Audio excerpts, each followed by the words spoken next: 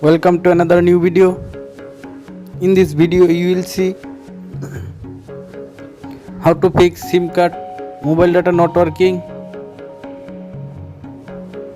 Please follow complete the process.